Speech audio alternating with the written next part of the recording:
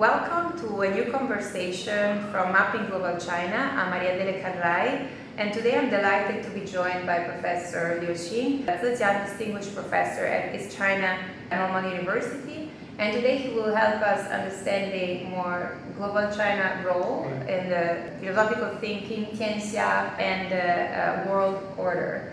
And Mapping Global China is a research initiative that aims to offer more nuanced and grounded understanding of China's global presence. We provide tools and insights that go beyond dominant narratives to capture the complexities of China's engagement across regions, sectors, and scales. This project has been generally supported by NYU Shanghai, the British Academy, and the Carnegie Corporation of New York. We are grateful for their commitment to fostering open, critical, and interdisciplinary conversations on China's global role. But let's come to Professor Liu Qing, who's a star in China. His books are the bestsellers after probably the Xi Jinping that's what I heard. So it's a very important thinker that shapes political philosophies on Tianxia in China and much more. And so could you share your intellectual journey? What led you to focus on cosmopolitanism and political philosophy? Yeah, I was a generation of the openness and reform. I was born in 1963, and during my childhood I spent my time in Qinghai, Xining. My parents worked here at that time to build up a radio station there. And when I was almost graduated from high school, now suddenly there's a Gaokao, the college entrance examination really recovered from previous before the Cultural Revolution. So we are considered as a very lucky generation. You can back to the normal after the Cultural Revolution. At that time, people, our generation are encouraged to study science and technology, not humanity and social science, because we believe that science can save China and modernization. So the concept of modernizing at that time very narrow, the technology industry.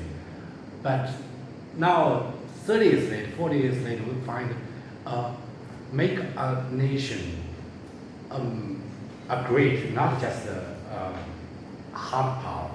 You need everywhere, every aspect, including the social order, the legal service, and institution, and the culture, which should be understood by the other. And you will promote your culture, your values, not by force, not imposing to someone else, but to communicate with others.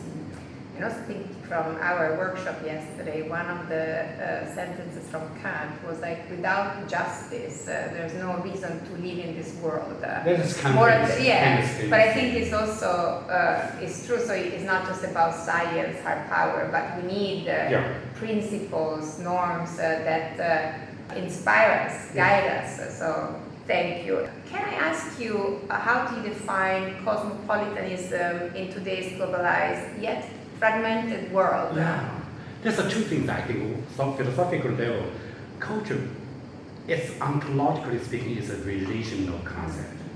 No culture is isolated from the all other external world can lasting very long.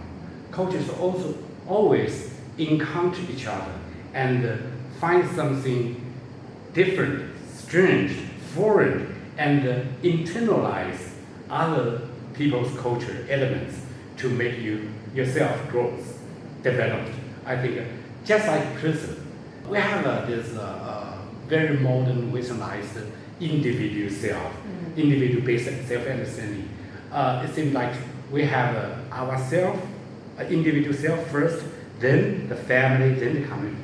But in fact, just like the communitarian perspective, an individual person already in a community.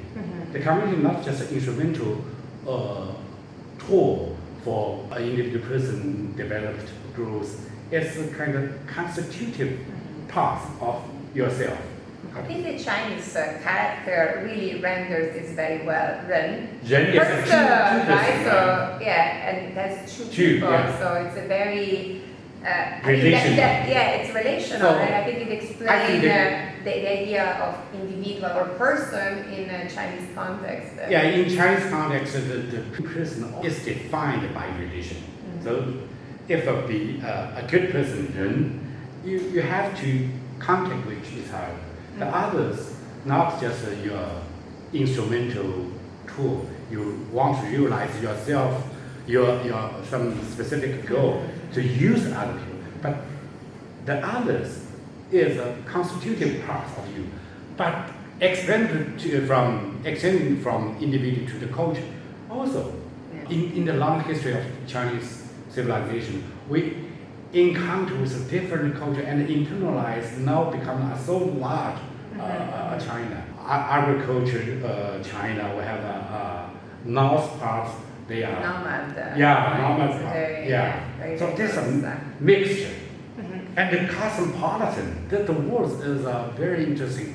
The cosmos indicate universal or common share, but the policy is always particular. It's a local politics.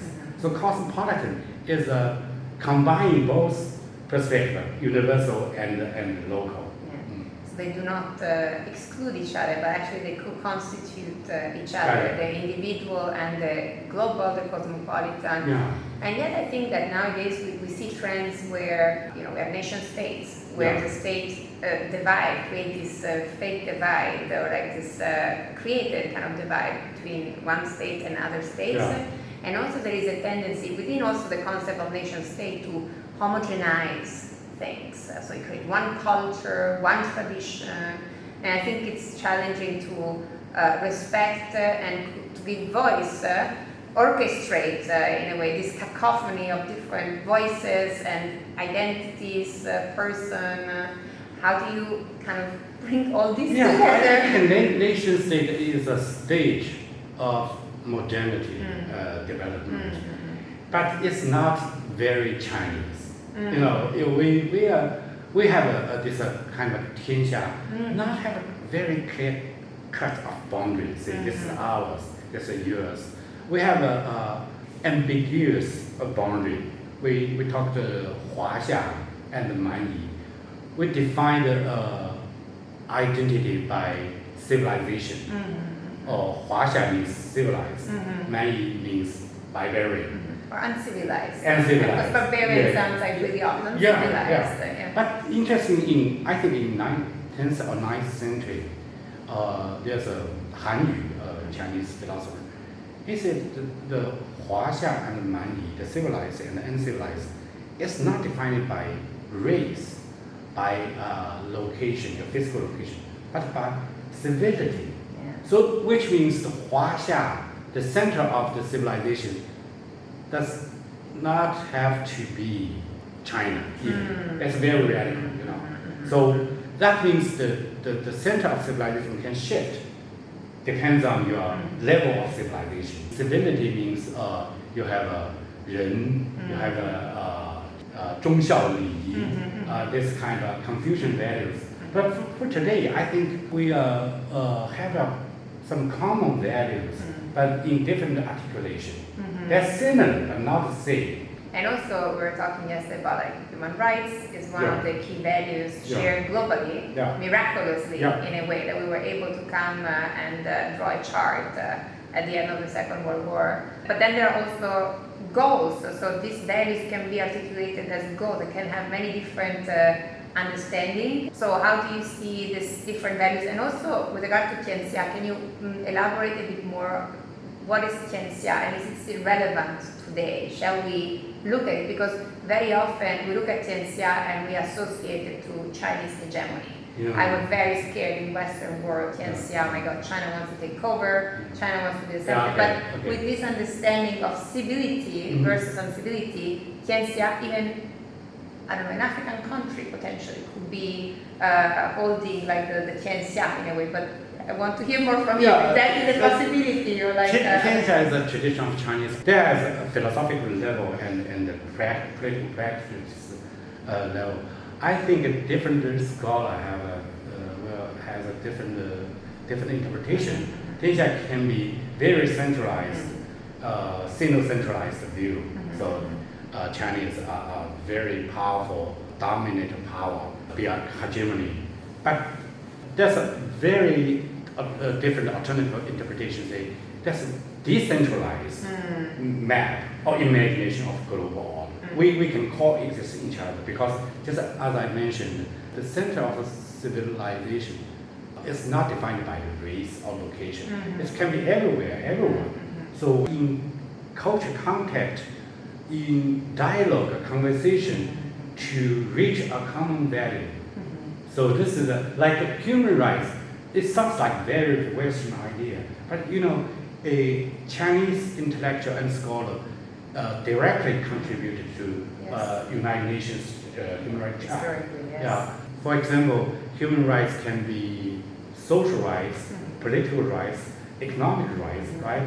I think every nation and culture share this value, but maybe have a different structure, put which one on priority, right? And there's individual right and collective right.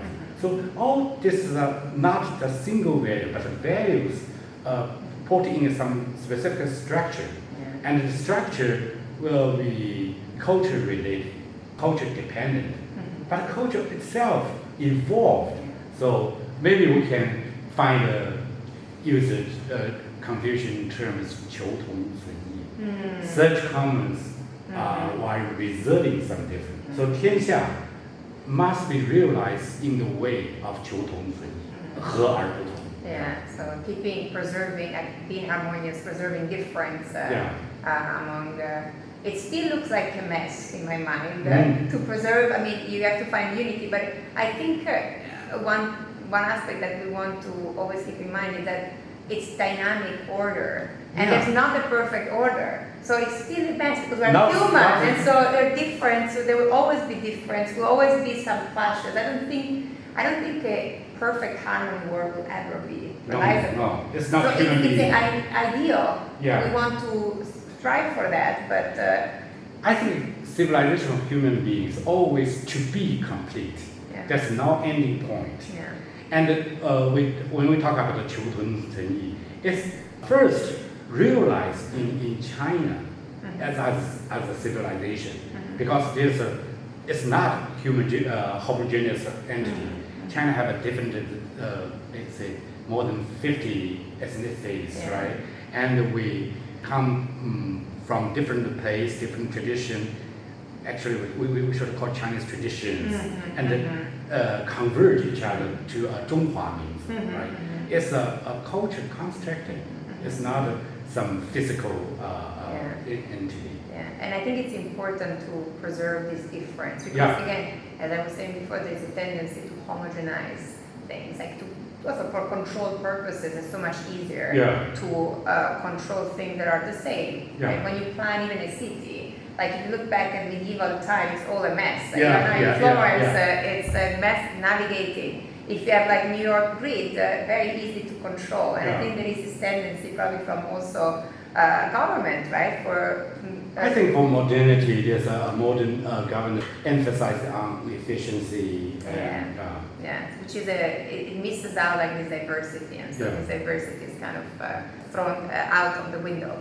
I have two more questions, and then we're over. Okay. So one is like some argue that global China represents a new form of soft power, and we were talking before about soft power, which is important. So not just about hard power. From a philosophical perspective, what do you think distinguishes China approach? I think you already talked about it from previous powers of the past and also in the present, and can we learn from it? Yeah, that's also different versions of imagination of Chinese, the rising power of China. I think one version is that China will replace American as a new dominator or new hegemony. It's not Chinese, I think, authentic Chinese way of thinking. if we don't change the game, just change the player, it's replace China, American as a new domination. I don't think it's a Chinese ideal. It's not Tianxia's ideal. I think you need to paradigm shift. You cannot just use the old frame, or cognitive and normative frame. You just turn the upside down.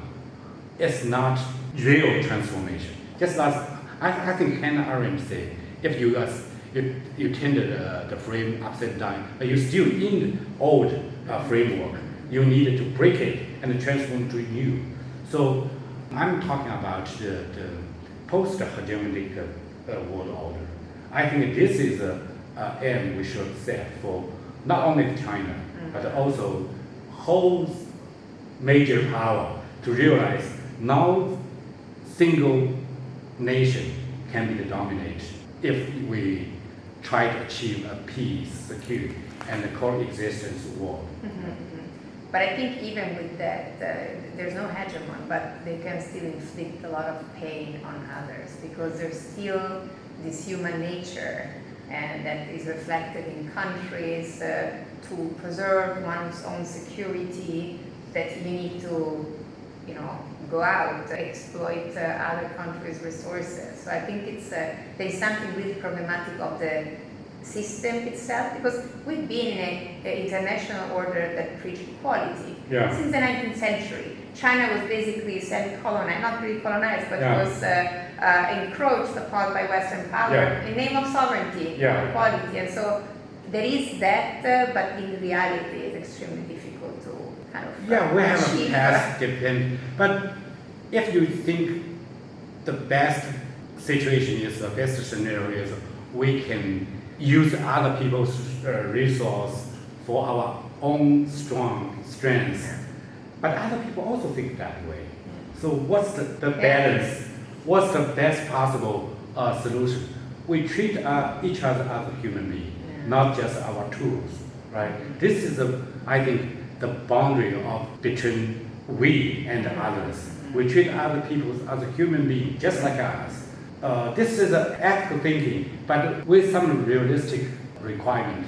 Because if you treat other people as an enemy or as a non-human tool, this way of treating others will back to you. This is a dialectic of relation, right? And I think, I guess going back to the idea of person, that like if you think the other constitutes you, you depend on the other because you're a person, and so you're also made of this relationship. Probably that will help you treating others differently. And the same is true for countries, because countries depend on others. You cannot just silo yourself from the rest of the world. And I want to end with this question. So what are your hopes for China? And both as a rising power, actually has risen. China has risen. It's no longer a rising power, it has risen. It's just a matter of how this rise will be kind of, what shape it will take in the future. But it's already risen. And also as a contributor to global thought, global justice, global order. Yeah, I think it's like Road Belt Initiative. We reach out to different countries. We provide our advantage of infrastructure, building, This action, this initiative, could be regarded as China's outreach its power and use the different local resource. But this is a very narrow economic calculation. We call it instrumental rationality. Maybe some Chinese people also think that way. But on the ideal level, we go to there not only for the economic benefits, each other, mutual benefit, but for culture, understanding. So this is the way our official statement say we really want the world become shared destiny, the community of shared destiny or future. What does that mean? Yeah. That's the last question, because we are puzzled sometimes. Yeah. What does it mean? A community of shared future, like in your view? Because it's very abstract. It's not what does it mean? I mean, I think you present this term and like... You meet a person, for example, you're Italian, I'm Chinese. You say, I just want this guy do something for me and fulfill my job requirement. Maybe initially yes, but when dialogue starts, find people interesting, and you talk your childhood, your experience, and your view of this world. We see so many beautiful gardens and arts, and we are conversation beyond our narrowly defined interest concern, right? Interest concern. So we are culture learning from each other, and we respect your tradition and your transformation, which means BRI can be an economic project, but also can be expanding to cultural understanding. This is our way. Just like person in daily life, in this very real situation, people make friends. Culture can make friends too. Thank you. Yeah, Thank it's you an so idea, much. but we have a long way to go. Yes. Yeah. But it's great, and I think we have to cultivate these ideas. I think we want to refine, because I feel like we're in a time where we're a bit lost, especially young generations. We don't know. We feel like the current order is crumbling, and so we need to understand what do we look forward to. What is it? Yes, what we have to I think aspire. as a public intellectual, one task we assign to ourselves, it's kind of a mission. You need to transform the mentality, because this mentality is we want the user benefit cost calculation, the instrumental way to think others, or even think ourselves. Yeah. This mentality was shaped by the 19th century's Western idea. It seems so impossible to get rid of this cost benefit efficiency. It's like it's there. I don't know how we will get out of it. We don't need to eliminate that, but this is not only gain in the town. We need to benefit each other economically, interesting. The while we make friends, we culture exchange, and not just understand each other, we find something valuable even to us. So we internalize the external culture, and for the others also the same. So we become culturally converged, not homogeneous, but in Chinese terms, 你中有我，我中有你。Your part become myself, part of myself. So we have this common culture. So in the ideal cosmopolitan order, every culture has its own tradition, and it's along with the development of culture always development, and other become your own part of your own. So we have two levels. Profound. Yeah. And again, I hope this will be the case. Let's don't give up the hope. No, exactly. So let's not give up the hope. Thank you so much for sharing your thoughts today. Thank you. And, thank you.